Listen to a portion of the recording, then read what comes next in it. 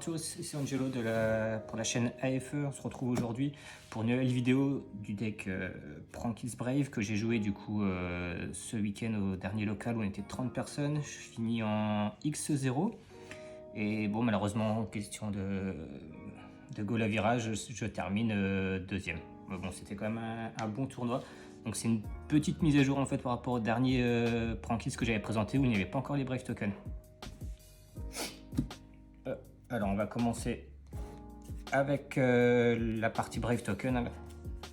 Donc 3 enchanteresses et un foolish qui permettent de mettre enchanteresse au cimetière pour avoir accès au rite. Donc j'ai 7, ça me permet d'avoir 7 accès. Et également je joue 2 Faithful. Alors pourquoi 2? Parce que la carte est pas si mauvaise dans Prankils à avoir en main de départ, parce qu'elle permet de blockchain le premier kill. Donc ça évite de mourir sur H. Et auquel cas, si on s'en fait Ghost Ogre, une ou Cyclone ou peu importe, il reste toujours la deuxième dans le deck.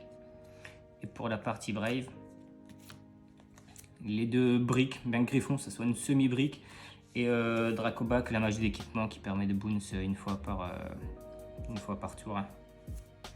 Donc un gène qui est juste trop fort, qui est joué dans tous les decks actuellement. C'est abusif presque. Ensuite pour la partie Prankils, on joue moins de Prankils qu'avant. Du coup 2 places qui permettent d'aller tuto n'importe quel kid et de blockchain en go second.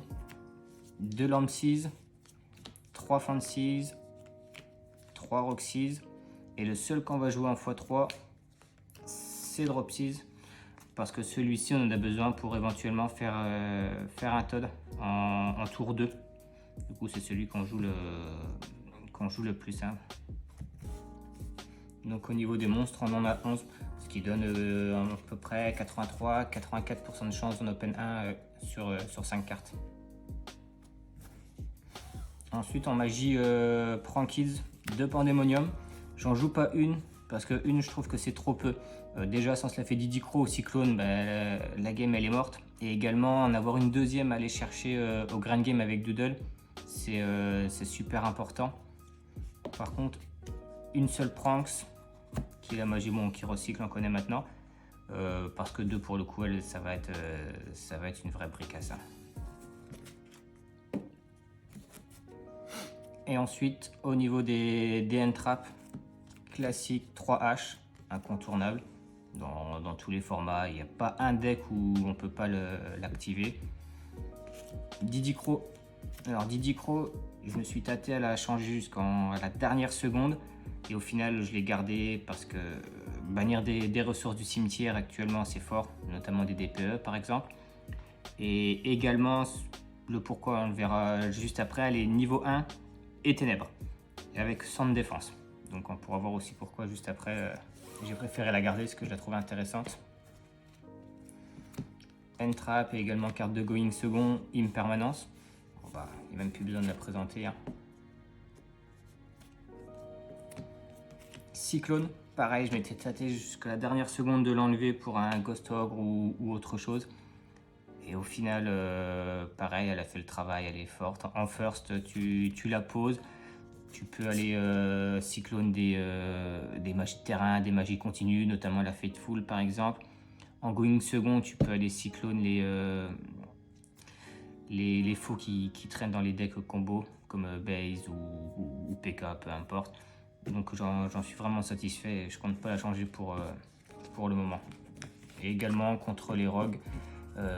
Qui vont jouer des cartes telles que Gozon ou Rivalry qui sont très bonnes contre nous. Je suis bien content de l'avoir. Et en dernier free spot, sûrement la meilleure carte du format depuis un petit moment maintenant, Droplet. Ouais, je pense qu'il ne sert à rien de la présenter, elle est juste trop forte pour remonter des bordels toute seule contre tous les decks, quasiment en tout cas. Au niveau de l'extra deck, un seul Mew parce que malheureusement on n'en a qu'un. 3 Doodle. Alors pareil, pas de Doodle parce que le troisième est trop intéressant en grind. Je préfère recycler des names plutôt que des Doodle. Donc je préfère avoir lui. Un seul Babao, une roquette, un washer et le boss butler pour la partie Frankids. Pas Rorin parce que j'ai pas la place pour le mettre et j'ai préféré mettre d'autres cartes, d'autres toolbox plutôt qu'elle que je sortais jamais au final. Enfin, ou très très rarement, à part dans certaines situations bien spécifiques. Et là, on arrive sur la partie toolbox. Un lien Kuriboh, un renoncé Anima et un Dark. Voilà. Dark du coup qui me permet d'aller chercher notamment des DPE dans le grave adverse. Et ces deux là c'est les toolbox pour aller pour pouvoir faire Dark puisqu'on a besoin d'un ténèbres. Il y a un Kuriboh parce que je peux le faire avec un monstre de niveau 1 dont un token que je peux faire avec Pranks. Anima parce que si je peux pas le faire avec le token, j'ai lien Kuriboh et avec Francis au pire des cas je peux faire Anima et je peux voler des monstres. Ce qui m'a permis de voler un access code et de finir une game notamment ce week-end. Et Dark, voilà, plus besoin de la présenter également actuellement. Et c'est pour ça que je joue toujours Didi Crow parce qu'elle est niveau 1. Donc je peux faire soit Anima, soit lien Kuriboh et elle est ténèbres. Quand Dark se fait gérer, je peux aller chercher le Didi Crow et quand même aller ban le DP dans le cimetière adverse. C'est juste trop fort. Eria, bah, tout simplement parce qu'elle elle me permet, c'est une toolbox qui me permet d'aller chercher un name si j'en ai pas. Avec une enchantress par exemple, et peu importe l'autre carte, je suis une Eria, je vais me la sacrifier contre un monstre de l'adversaire et je tuto un drop 6 pour le tour d'après. Licorne, access code, package OTK. Et le Todd. Donc c'est pour ça qu'on joue 3 drop 6 pour pouvoir faire lui Omni Negate. Très fort dans les match-up assez lents comme les glitch traps par exemple. Vous faites washer pendant son tour et le premier move que vous pouvez faire pendant le vote c'est crapaud. Et du coup vous avez déjà crapaud et potentiellement le griffon, vous avez déjà deux Omni Negate pour pouvoir jouer. La game elle est bien entamée pour lui déjà.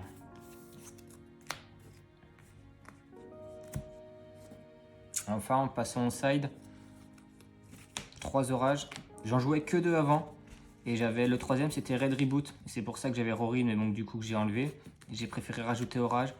Forte face au deck Backrow et également face aux pigeons là, et leur pingouin à la con là. Flunderies. Vu qu'ils peuvent pas spécial summon, ils mettent tous leurs monstres en mode attaque. Et elle est excellente.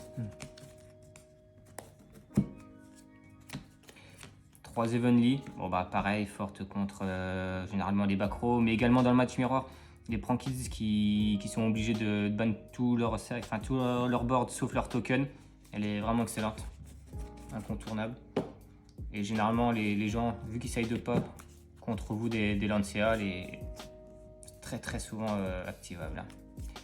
Nibiru, alors pas forcément la meilleure pour beaucoup. Mais vu que je peux rentrer 18 free spots en go second, elle est toujours accompagnée d'une autre carte. Si elle est accompagnée d'une impermanence, peu importe, d'une hache qui a empêché la tuto de griffon ou quoi que ce soit, accompagnée elle va être excellente. Seule force, elle va faire beaucoup moins, comme beaucoup de cartes d'ailleurs, mais accompagnée elle reste très forte. C'est pour ça que je préfère toujours l'avoir face au deck combo. Droll de Longbird, que je n'avais pas avant, j'avais notamment Super Poli, j'ai préféré rentrer Droll parce que elle reste forte actuellement contre beaucoup de decks et notamment des decks comme Base qui se prend fort Droll, Flunderies, Dragon, enfin elle est rentrable dans beaucoup de match-up, même à la limite dans le match miroir. Contre Prankids, elle reste très forte. Son premier move c'est d'aller chercher le griffon. Résolution Droll, et ben, s'il a pas sa Pandé en main ou sa Prank, il va pas faire grand chose avec son engine. Elle reste pas si mauvaise. Et la dernière, Lancea, que je mettais pareil, je voulais l'enlever à la place de Super Poli, au final je l'ai gardée. Elle est forte quand même contre beaucoup de decks. Bah, toujours Flunderies, il se la prend. Contre Dragon c'est fort. Tennis Synchro c'est pas mauvais. PK Brave pareil, standby Lancea, il a pas son accès à Ritz s'il commence par Enchantress et tous ses plays PK ils sont ralentis. et même contre des DD.